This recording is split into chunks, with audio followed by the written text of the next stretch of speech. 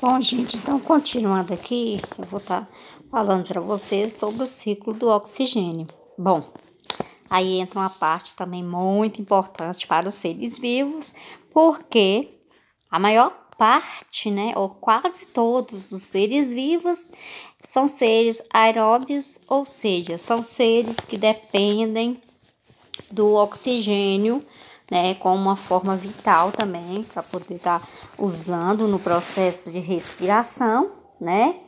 Então, o oxigênio, ele é captado da atmosfera através da respiração dos seres, né, aeróbios, tá? Nós sabemos que nós temos também, né, algumas bactérias que são seres anaeróbios, que são aquelas que não dependem do oxigênio. Mas somente as bactérias mesmo, né, que a gente conhece assim, que faz parte, que não depende do oxigênio aí. Mas todos os outros seres, né, têm o oxigênio como um processo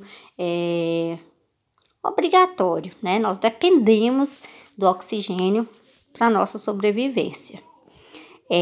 Nós sabemos que o oxigênio, né, gente, ele é formado através do processo da fotossíntese, né? Nós sabemos que todo mundo já conhece aí, né, como que ocorre o processo da fotossíntese, que depende do sol, né, da luz solar, que a planta tem, né, os vasos aqui, condutores que captam, né, a água, os sais minerais de dentro do solo, e que com isso, né, ela também tem a glicose, ela consegue sintetizar, né, o seu alimento ali, e após ela sintetizar esse alimento próprio, ela acaba liberando pro ambiente, né, o oxigênio, que é o que nós usamos, né, que nós chamamos de O2, que nós utilizamos na nossa respiração. Todos os seres vivos, né, eles utilizam, exceto, né, que eu disse para vocês, algumas bactérias que são anaeróbias, certo? Então, a maior parte, né, do oxigênio ele encontra na atmosfera, mas também nós temos o oxigênio na hidrosfera, nós temos o oxigênio na água, né? Então, nós temos os seres lá que vivem na água e que dependem do oxigênio contido nessa água. Parte do oxigênio também, gente, ele é transformado em ozônio, né? Como que ele é transformado em ozônio? A atmosfera, né, ela após, né, o processo lá após o processo da fotossíntese, né, que esse gás, que esse ar, que esse oxigênio é expelido na natureza, ocorre a exposição, né, de oxigênio aos raios solares, ou descargas elétricas, né? Então, uma parte desse oxigênio acaba indo lá e formando a camada de ozônio, que eu vou até explicar para vocês depois, eu vou falar para vocês sobre a camada de ozônio, a importância dela, né, para nos proteger dos raios ultravioletas, mas eu vou estar falando para vocês depois. Então, é o seguinte, nós, né, já vimos sobre o ciclo do oxigênio. Agora, nós vamos falar, gente, sobre o ciclo do nitrogênio. Só encontrar o ciclo do nitrogênio aqui. Aqui. Ciclo do nitrogênio. Como eu já falei para vocês no ano passado, né, que nós temos o oxigênio e nós sabemos que 78%, né, aproximadamente, da formação do oxigênio que nós temos é formado por nitrogênio, tá? Então, o oxigênio, ele é formado uma parte pelo oxigênio, né, que é o que nós conseguimos captar para nossa respiração, né? O ar gente, eu falei oxigênio, desculpa, o ar, né? Ele é formado por uma parte de oxigênio e a maior parte dele é formado por nitrogênio. Só que nós, diretamente, nós não conseguimos fazer essa captação desse gás diretamente para o nosso organismo. Aqui tem um ciclo, tá? Mostrando para vocês certinho como que ocorre esse processo, né? Uma vez que nós não conseguimos captar ele diretamente. Então, o que acontece? O ciclo do nitrogênio, ele garante a circulação do nitrogênio no ambiente físico e nos seres vivos, assim como os outros elementos também, né? Nós captamos ele, gente, através dos nutrientes, tá?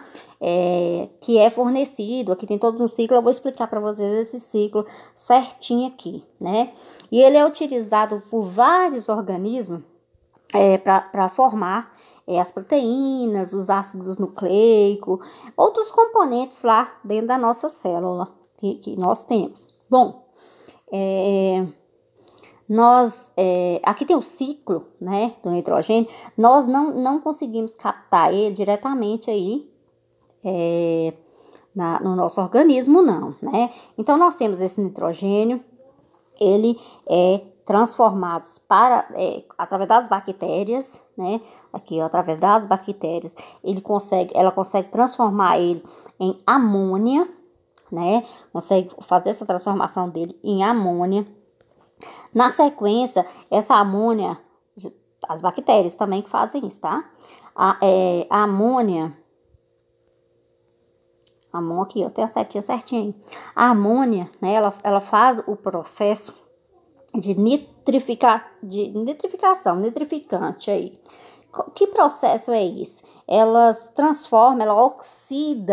oxida essa amônia e transforma ela em uma substância chamada de nitrato. Aí, quando há essa formação aqui, ó, desse nitrato, as plantas conseguem absorver ele, né, nas suas raízes. As raízes das plantas, elas conseguem absorver esses nutrientes. São nutrientes aqui, ó. E aí elas conseguem absorver esses nutrientes. Tá vendo aí, ó, as plantas, né? Aqui tá vendo toda essa vegetação aqui. E aí, gente, o que acontece? Como é que nós conseguimos obter, então, esse nitrogênio, né? Tá vendo aqui a vaquinha? A vaquinha, ela está alimentando da grama aí, né? Do capim, do vegetal que recebeu esses nutrientes. Então, se a gente alimenta da vaquinha, você come carne lá, né? Um churrasco ou o que for, você está ingerindo esse nitrogênio, tá? E como é que esse nitrogênio ele é devolvido para a natureza de novo? Ele é devolvido através, quando os corpos, né? Ou a fezes, né? Através da fezes aqui, ó. A vaquinha até evacuou aqui, né? Ou então quando o ser vivo, a espécie, morre, né? Depois que as bactérias fazem o processo de decomposição, elas voltam a possuir, né? A ter essa devolução do nitrogênio para o solo novamente, vai ocorrer todo aquele processo novamente, tá? Então, essa parte é isso, né? Por último, gente, eu quero falar para vocês sobre esse ciclo aqui, que é o ciclo do fósforo, tá? O fósforo, gente, ele é um elemento químico, como eu disse, eu vou fazer daqui a pouco, depois, tá? No final eu faço um vídeo mostrando para vocês sobre todos os elementos que nós estamos falando aqui. O ciclo, ele tem início, né? O ciclo do fósforo, ele tem início quando as rochas sofrem o processo de intemperismo, tá? Lembra lá o que é intemperismo, né? Que é a ação ação da chuva, do vento, né? Tudo aquilo lá, a exposição, né, dos raios solares, etc. Alguma coisa fazendo barulho aqui, gente. Ai, que medo. Mas continuando. Então, gente, o fósforo, ele é muito importante para nós, né? Ele tem a sua importância, ele faz parte, né, do nosso DNA, né, no DNA dos seres vivos. Ele também faz parte da constituição dos ossos e dos dentes, né? É um elemento muito importante, tá? Para a natureza, para os seres vivos, né? Em geral, de uma forma em geral.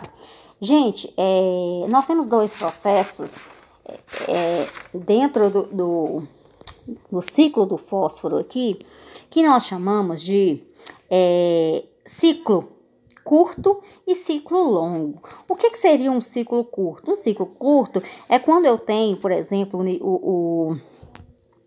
o ciclo curto seria, por exemplo, quando eu tenho, por exemplo, uma rocha, né? Uma rocha, essa rocha ela sofre o processo de degradação, ok?